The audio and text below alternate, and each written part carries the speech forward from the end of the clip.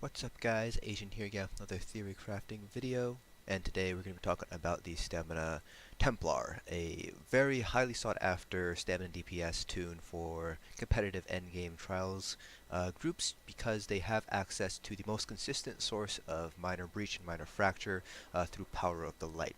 They also have very good synergy with the War Machine set, which gives you Major Slayer whenever you use an ultimate, because they do have a fairly cheap ultimate with Crescent Sweep costing only 72 ultimate. So having a Stam Sorkin your raid group basically means you get an additional 2% additional damage debuff on the boss, so you can do 2% additional damage. Plus with the Major Slayer boost from War Machine, you can give yourself and your two other most likely melee DPS buddies Major Slayer, really helping boost overall group DPS as a result. So Stamina Templars are a very nice addition and very well sought after stamina spec for endgame and trials groups. So like our other build videos, we're going to be talking about gear, skill sets, kind of any sort of alternatives that we might have for those, as well as CP point distributions. And we'll be talking about our rotation, kind of skill prioritizations, what's going on when we're making our rotation and doing our rotation, and then finish things off with a 6 million dummy par so you guys can get an idea of what goes on during a rotation. I'll try to narrate it so I can point out the important pieces of it. So you guys can see exactly how a Stamina Templar plays out in a longer duration fight. So starting first with some gear, we have two-piece Velidreths. I have a Heavy Shoulders with a Max Stamina enchant. This is just so I can get some additional health so I can hit the 17k health recommended threshold. I do have a couple of points into health as well, attribute points into health, so that does also give me a little bit more health. If you go all medium armor and you're not an Imperial, you actually won't be able to hit 17k health without putting some attribute points into health. So that's something you want to keep in mind, whether you want to do one heavy piece with a stamina enchant and put some points to health, or do a heavy piece with a health enchant and then put all your points into stamina. You can kind of mix and match however you'd like. I would recommend hitting that 17k health threshold though. That just really helps out your survivability. An alternative for Velidreth would be Selene's. Selene's comes from Selene's Web, which is a much easier dungeon to complete compared to Cradle of Shadows. It also doesn't require you to have the Shadows of the Hiss DLC packed, so Selene's is a good alternative for Velidreth. You do lose out on weapon damage. Selene's gives you max stamina instead, and you do have to be within melee range in order for the Selene's proc to deal damage, so there is kind of downside of that as well. But it is a much easier set to obtain. Another set that you could potentially use is going to be Stormfist or Kra'gh. They're both pretty easy to obtain. Kra'gh does have the downside of having physical penetration as their one piece. So if you decide to go over, so if you do end up going over penetration cap, Kra'gh actually ends up being a DPS loss compared to Velidreth, so that's something you want to keep in mind if you decide to use Kra'gh. Stormfist comes from Tempest Island, and Kra'gh come from Fungal Grotto 1. For our first set, we're going to be using Sunderflame, which is a debuff set. This comes from City of Ash. Other debuff sets you could use instead of Sunderflame are going to be Night Mother's Gaze or Morag Tong. You won't really be using Morag Tong unless you have 2 or more stamina DKs in your group. So you're most likely going to end up using either Night Mothers or Sunderflame as a debuff if you decide to be a debuff wench for the group. Otherwise, if you happen to be able to run 2 damage sets, then you could replace this with Vicious Ophidian or Hundings. Automatons is also another good choice to make as well. Automatons is you can get that from Darkshade Caverns. The only source of poison of non-physical damage on a Stamplar is going to be Poison Injection, your Poison Weapon Enchant, and your Weapon Poison as well. Double Ravage Health poisons if you're going to end up using those instead. Now for this build we are going with War Machine as our second piece. If you do end up using War Machine as your second 5-piece, you're going to want to put it on your jewelry and your body. This is just because you're going to be putting Crescent Sweep on your back bar. We'll talk about that when we get to our ability bar setup. So you want War Machine to be on your body, so that way you could always have the Major Slayer uptime. If you have it on your weapons, then you're going to have to put Crescent Sweep on your front bar, and you lose out on Flawless Dawnbreaker on your front bar, which ends up being a DPS loss in the end. So Again, you can replace War Machine with any of the other sets that I've talked about earlier. It all depends on whether you need to run a debuff set or if you're able to use 2 damage sets. If you aren't going to be using Crescent Sweep, if you're going to be using Ballista instead, War Machine won't be as powerful, so you probably will want to replace that with Vicious Ophidian or Hundings. For our jewelry, we're going with 3 weapon damage enchants. Because we're going with a heavy attack build on our front bar, we're only going to be using 1 line attack on our front bar. We don't really need to use a regen glyph. You can if you would like. You will see a DPS drop, and it will help out your sustain, which is really helpful, especially if you're not a Redguard. So that's something you're going to want to kind of take into consideration. 3 weapon damage will give you the best DPS, but the regen will help out with your sustain if you are not a Redguard. For our weapons, I'm going with an axe and a dagger. You can go with double daggers if you'd like. Double daggers will give you more crit, which gives you better AoE damage, but the axe will give you better single target damage because of that chance to bleed. Your traits will be as follows: Nirn with a poison damage enchant on your main hand, and infused with a weapon damage enchant on your offhand. I have done a video looking at the various combinations of dual wield traits, and this is what usually pulls out the highest DPS. But you can check out that video under the theory crafting playlist if you guys can want to see your other potential combinations and what kind of DPS you can expect if you decide to use a different combination of traits. For our back bar, we're going with a Maelstrom Bow, Nirn with Double Ravage Health poisons. You can go with Sharpened or Precise. Precise is probably going to be your second best choice. And with Sharpened, again, just like with Kra'gh, if you're going over the penetration cap of 18,200, you will end up losing DPS compared to these other traits, so that's something you want to keep in mind. Double Ravage Health poisons can be made using Fleshfly Larva, Nirn Root, and Nightshade. 3 very easy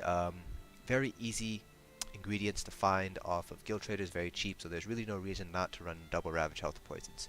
If you don't want to run these poisons though, you can go with the standard Absorb Stamina enchant, which helps with your sustain, or you can go with a disease damage enchant, so that way you're not doubling up on your poison damage enchants. But the Double Ravage Health poisons will give you the best boost to your DPS overall.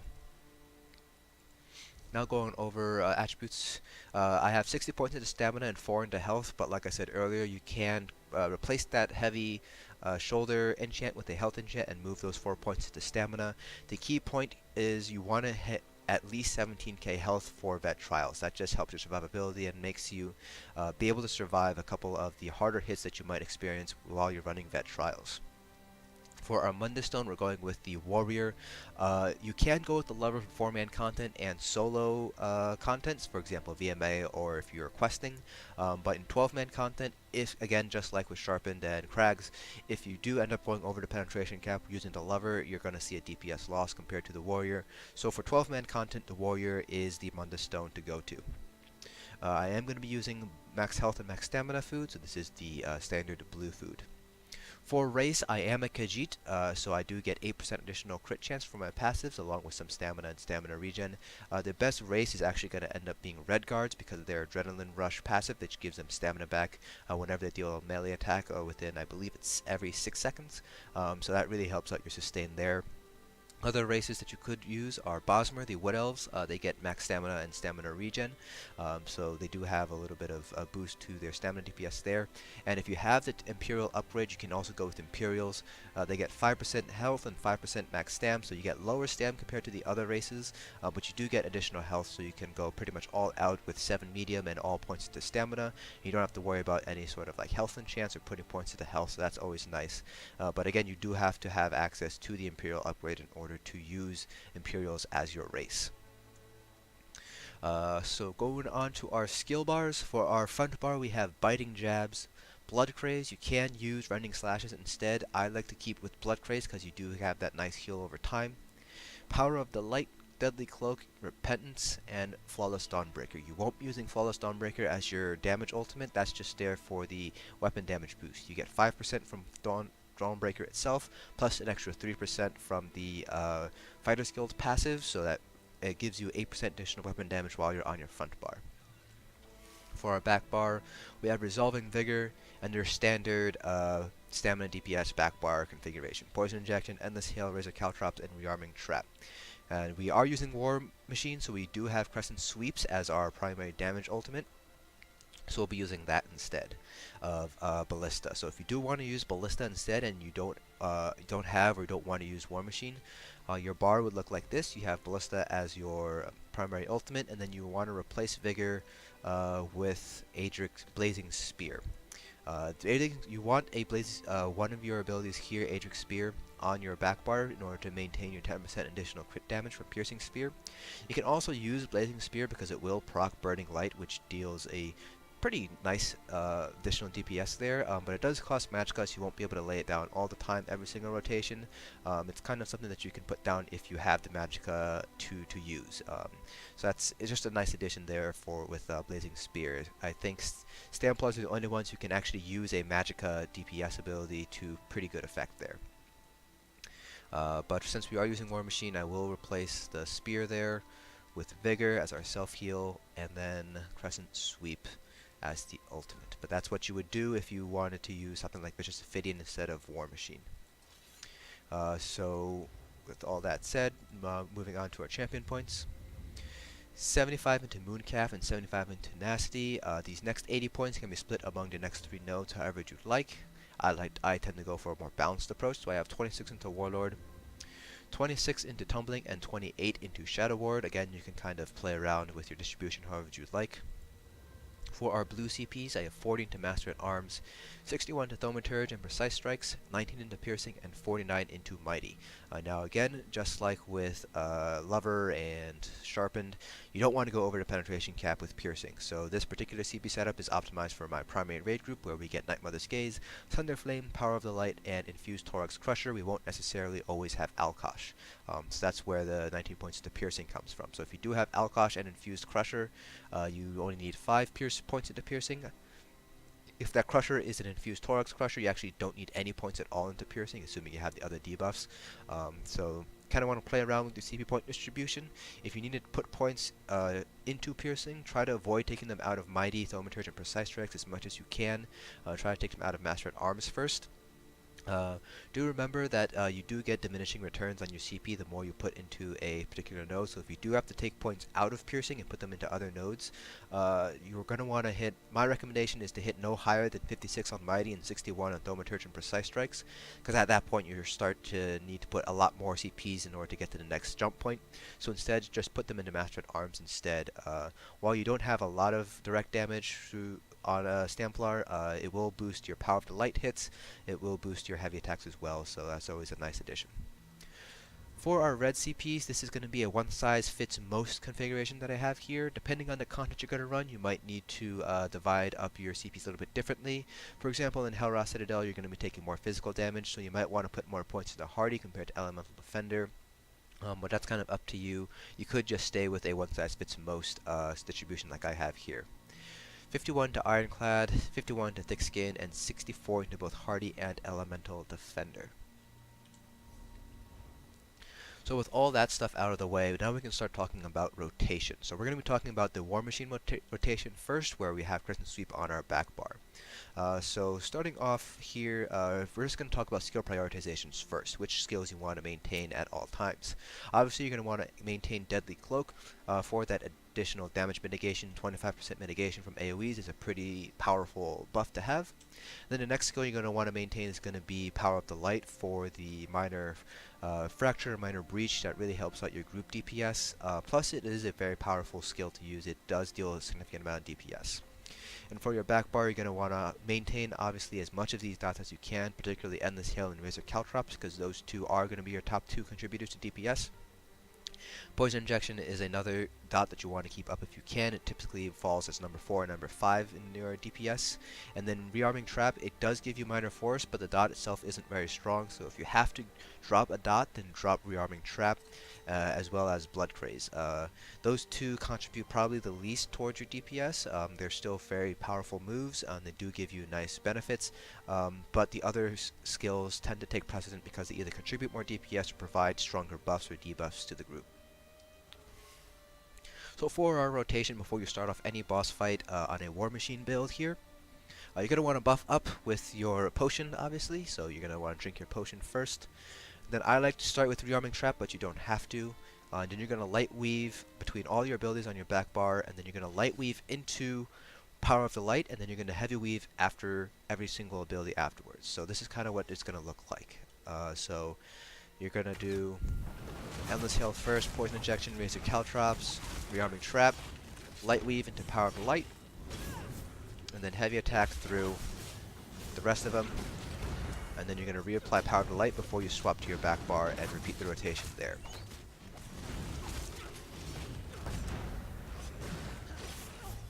So that's kind of what the rotation is going to look like.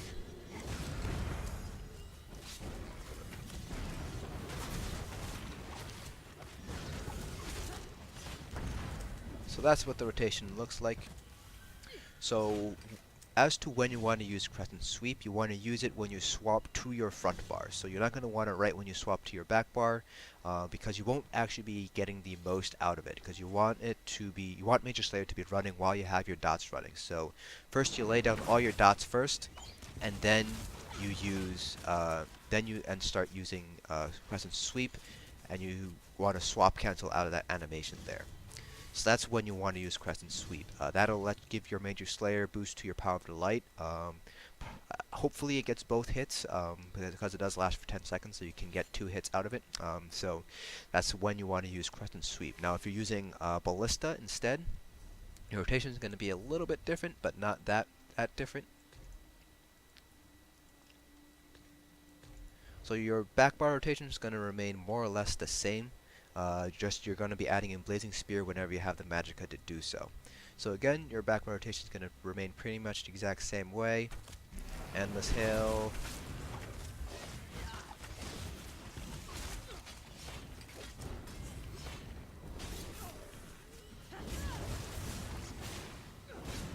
Except this time you're going to want to Light Weave into the final Power of the Light.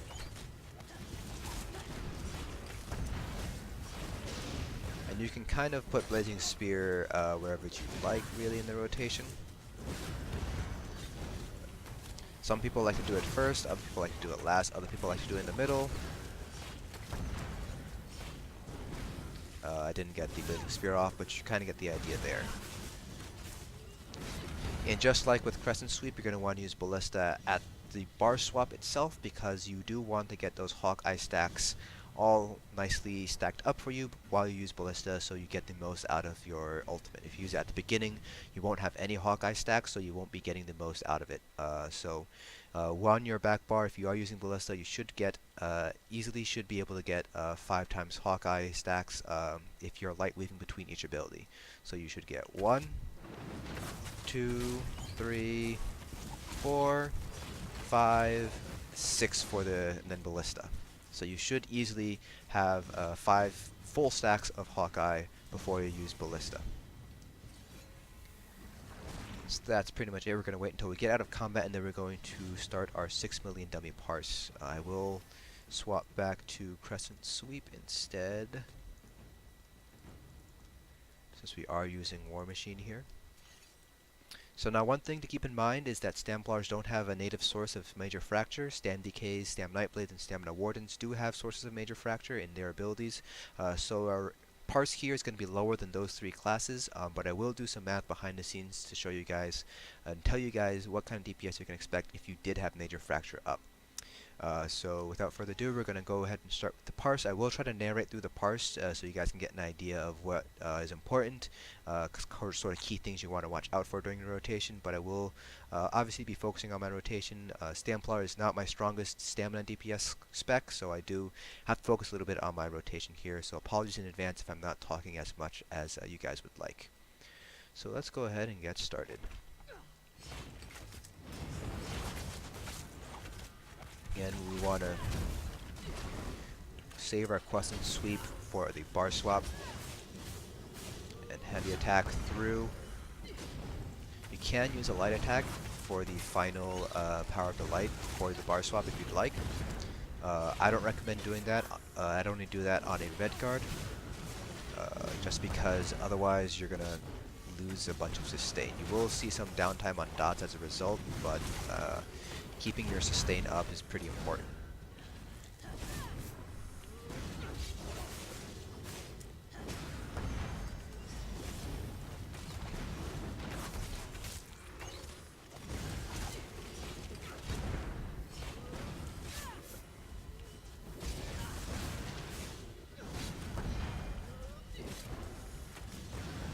can see here, we're basically getting our Crescent Sweep up every other time we're on our back bar.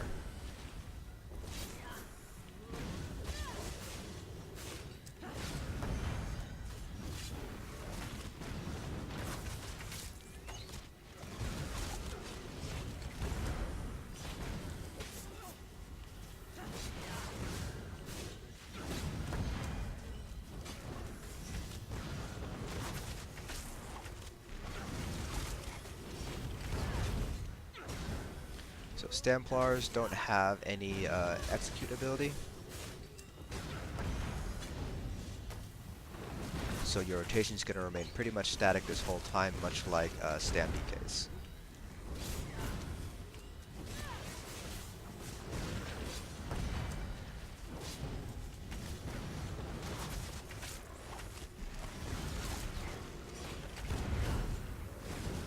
You can see here, even with a heavy attack build on our Templar, we're still starting to run a little bit dry on stamina.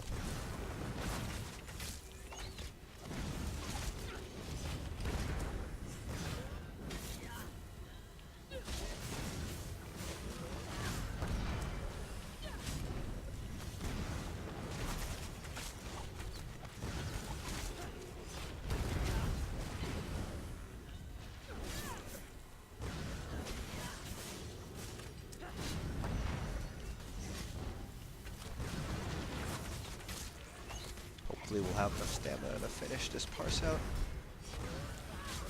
So you can see why Redguards are much better in terms of Khajiits when it comes to sustain.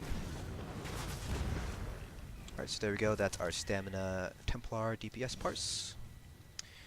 So you can see here we did start to run dangerously close out of stamina around the 20% mark.